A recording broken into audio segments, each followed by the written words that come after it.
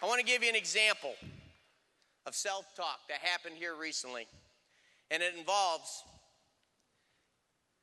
Pastor Dickey's son, Bob Dickey. Now, Bob Dickey, let me preface this. Bob Dickey, I believe that he finished 17th in the Boston Marathon a couple years ago. I think he finished 22nd or 23rd the next year, even though he wasn't running hardly at all because he was traveling. He's one of the top athletes. On Tuesday after work, he will go to the track and he'll do this workout. He'd been telling me about this workout. So finally, he convinced me to go up to the track and run. Big mistake. I haven't run in a long time, but I opened my mouth and said I used to run track, so I went up there, and Gary and Brimmer, who works at the office, and Bobby, they're out there. They're running killer workouts. I mean, they're doing a 440, walking 5 steps and doing another one. I mean, I'm like, what are you doing? It's 90-some degrees out here. You're going to kill yourself, you know, but they're just pushing it. And I'm like doing a 220, walking a 220, and whatever I could do before I fell over. But it's best I could, you know. But when we get done, I'm like, well, hey, listen, I've got a pool here. We've got a couple showers outside. Why don't you hit the showers? We'll get in the pool. Well, sure enough, we get in the pool. We're swimming after the workout, and Bobby says, you know, another thing that we do when we're training is we do lung busters. I'm like, well, what's a lung buster? Well, you know, you get in the water and you swim as long as you can underneath the water.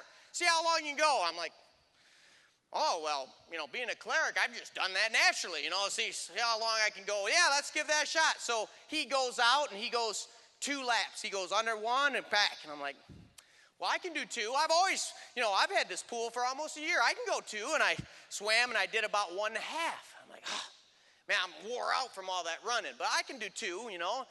Then Bobby gets under there again and swims. He goes down, back, and then comes about 2.5. I'm like, 2.5? Man, I've never done 2.5 in my life. I've had this pool for a year, never done 2.5. Well, I got to at least do 2, so I got back in to try to do 2 and did about 1.5 again. And he went about 4 times. He was doing 2 to 2.5. And he says, man, Orrin, I beat you.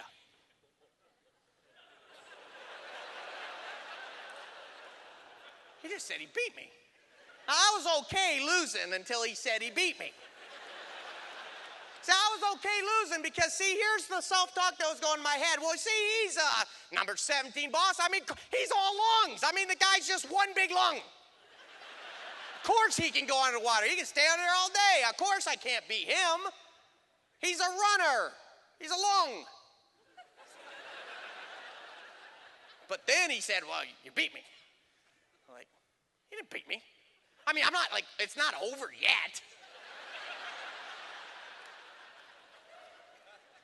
So I get back in the water and I have to see, now then I recognize, hello, Orrin. You get up on stages across America and say, you can do it, change your self-talk, and you could be a champion. And then you're in there, bark, bark, bark, bark, bark. You can't beat lung man, bark, bark, bark, bark, bark. So I'm like, I'm getting in the water and I'm gonna go swim at least 2.5 laps. I mean, I can't let this guy just beat me without trying. I mean, at least if he beats me, I got to try. I mean, it's basically just a mind over matter thing anyway, right? If you don't mind, it doesn't matter. By the way, if you're listening to this on tape someday, don't do this by yourself. You know, have professionals with you just in case. You know, it could be dangerous.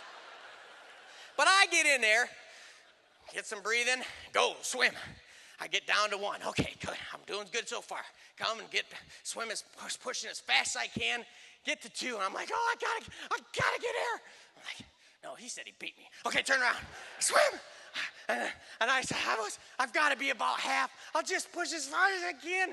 Finally, I come up. Oh, I go 2 3/4. Yeah, 2 3/4. Now I'm smart enough not to talk back to Bobby because I'm afraid he's going to go for.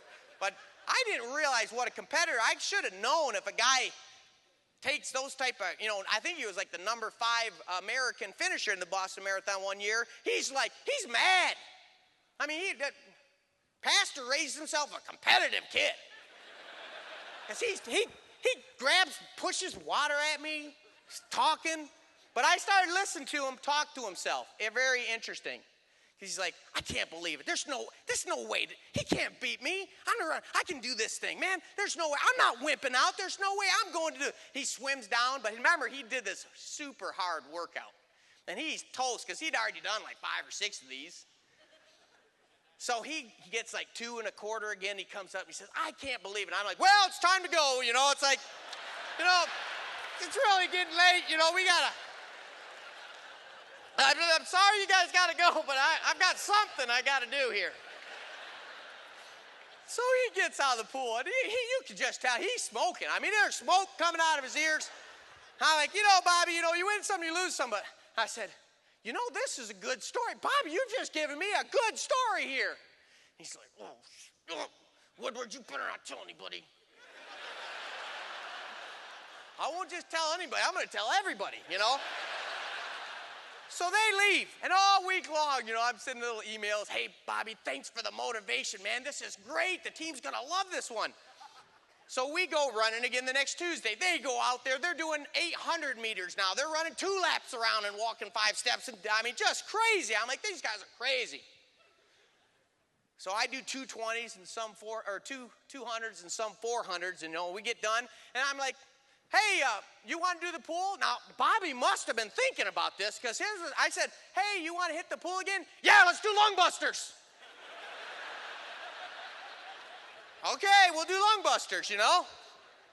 So they get in the shower, I get in the shower, I come back, I've got excess drinks to set out, and he's already in the pool, stretching out, getting ready. He's totally focused. I mean, he's got this look like, you're going down, brother.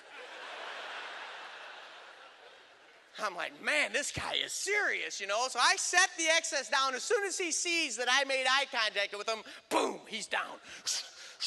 1 turns, 2 turns, 3. You'd have thought he won the Boston Marathon. He's up, yeah. Then he points to me, you need to change your story.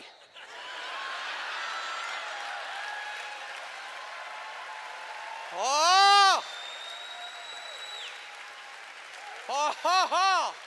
Au contraire, I don't change stories.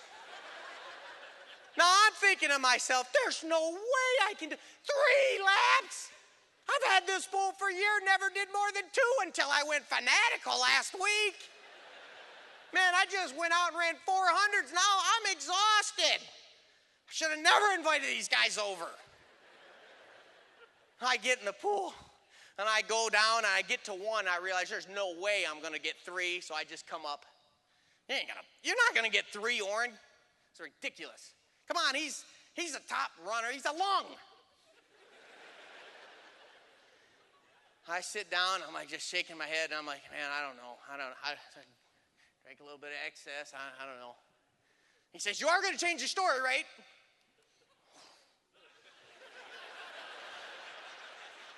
I got one more. I tried it again. I got to 2, but I couldn't turn. I'm like, man, there's just no. And then it finally hit me. Orrin, you're doing it again. Your self-talk is totally wrong. You've already given up. Why even get in the pool if you're just going to quit, Woodward? Oh, is it going to be tough for you? One of the things I've learned is never concede the opponent's strengths. Never concede them. There's always something. It's like, yeah, he may be better at that. Yeah, he may be better at that. But there's got to be some advantage that I can get in my head and say, I'm like, what's my advantage? What's my advantage? Legs. I've got stronger legs. He runs long distance, but I can squat more than him. I'm sure of it. And since we're in the pool, you just got to push off real hard. So I'm just going to push off as hard as I can. Yeah, that's how I'll be. I'm just going to push off hard. And I'm just going to stay down until I die or get a little over 3 laps. That's it. There's a very simple thing here. Just stay down. So I go, and I'm so far. I push as hard as I can, but I guess when I pushed, I must have veered because instead of swimming straight, which is typically the shortest distance between 2 points, I pushed and did a hypotenuse. I went from this corner. The next thing I know, I'm hitting. I'm like, oh, that's funny. That's the corner of the pool. The wrong corner! I just went a very long way for 1 lap. So I turned, pushed as hard as I could with my legs. I'm swimming. I hit the other corner of the pool on the way back. And Gary underneath the water is pointing like this, trying to get me turned. I hit that, and I was so mad. I'm like, I've got 2. I'm already exhausted.